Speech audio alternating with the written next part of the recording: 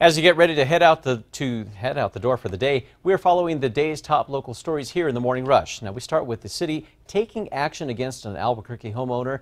This after his neighbors say the events at his home are out of control. His home is near Central and Tramway.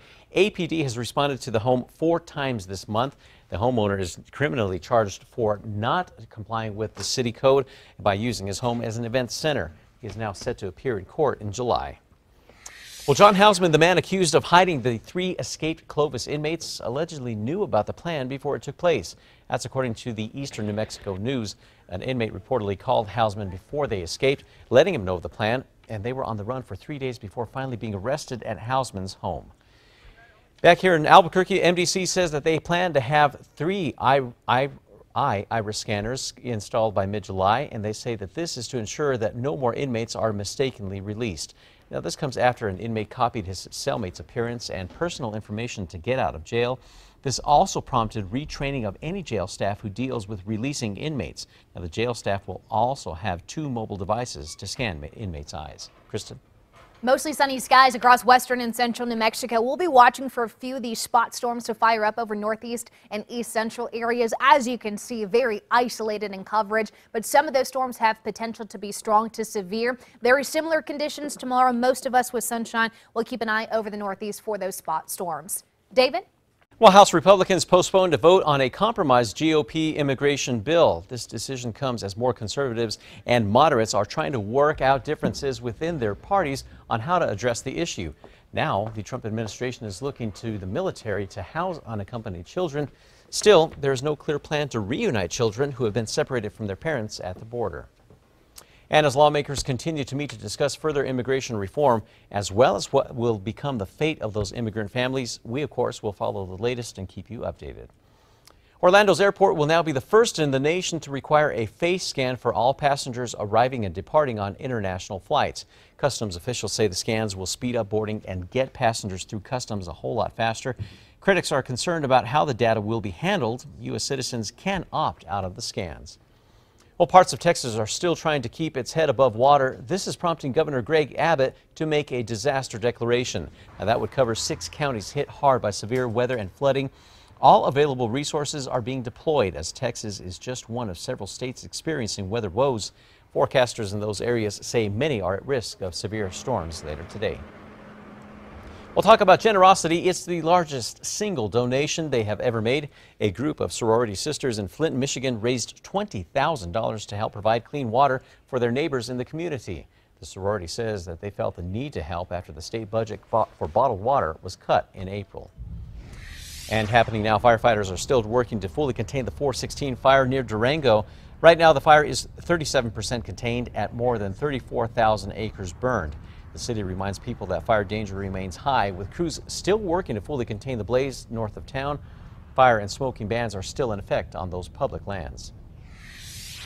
And happening this morning, more closures are expected to be lifted. Lake Nighthorse is set to reopen at 7 this morning, and the Durango Herald reports the Durango and Silverton narrow gauge train will also resume service, but it will only make short trips with hopes to resume full service to Silverton by the 4th of July. Now, all of the city's open spaces and trails reopened on yesterday afternoon. Kristen? Today's Metro Threat Index up to a 4. It's not only those hot temperatures near 100 today, it's also the winds here in the metro. Those winds about 10 to 20 miles per hour coming out of the west in the dry conditions. David? As state lawmakers discuss how to make New Mexico schools safer, one local district is taking matters into its own hands. Santa Fe Public Schools Superintendent Dr. Veronica Garcia says they have set aside $300,000 to hire 5 additional social workers who will work out of the district office, serving all 30 schools. Now, they also have plans to create an instructional safety video starring students, and officials would also like these practice drills to be held more often. Well, Bernalillo County Commissioner Stephen Michael Quesada is returning to the big screen. Quesada, who's best known for his role as DEA agent Stephen Gomez in Breaking Bad, has joined the cast of 90 Feet from Home. Now, the movie follows a troubled former Major League Baseball player who travels home to confront his abusive stepfather. 90 Feet from Home is set to hit theaters next summer. And the Montgomery and I-25 interchange are next on the state's list for renovations. Now, NMDOT finally is saying that they have the funding to make the big changes to improve traffic flow. Plans call for getting rid of the loop ramp to make room for a fourth lane under the overpass. Now, bids for the $46 million project would go out in the summer of 2020, with construction starting late that year or in early 2021. Kristen? Time now for a check in your Friday morning commute. We do have some slowdowns. That's I-25 southbound near Montano because of a multi-vehicle accident. We actually have a live look too. You can see traffic is moving, but they still have a couple of those right lanes blocked. Factor in extra time because of right now you're still slow through about Osuna, likely to get a little worse before it gets better. Of course, we'll keep eyes on that. And in the 2018 NBA draft, the Phoenix Suns chose 7'1" center DeAndre Ayton with the first pick in the draft. The Bahamas native played just one season at the University of Arizona before turning pro. Good news for him. All right, time now for the 5 facts. We start with number 5. An annual tradition that began more than 5 decades ago is getting ready to say goodbye. The 57th annual New Mexico Arts and Crafts Fair began in 1962 as a way to support and encourage local art. But after all these years, officials with the fair say that this year's will be the last. They are citing a lack of funding as the reason why. The event is being held at the state fairgrounds and runs this weekend from today through Sunday. And number 4, as state lawmakers discuss how to make New Mexico schools safer, the Santa Fe School District is taking matters into their own hands, and it's focusing on prevention of school shootings and the mental health issues that precede them. Now, so far, the district says $300,000 is being set aside for the plans. Santa Fe Public Schools does not have its own police department like APS.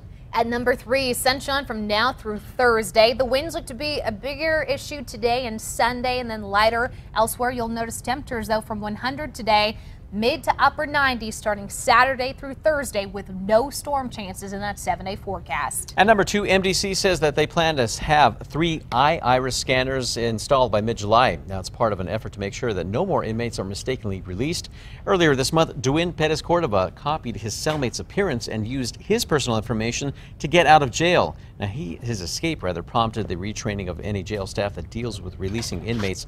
Jail staff will also have 2 mobile devices to scan the inmates' eyes. Now, once they get the technology into place, jail staff will then scan every inmate that's already housed at MDC.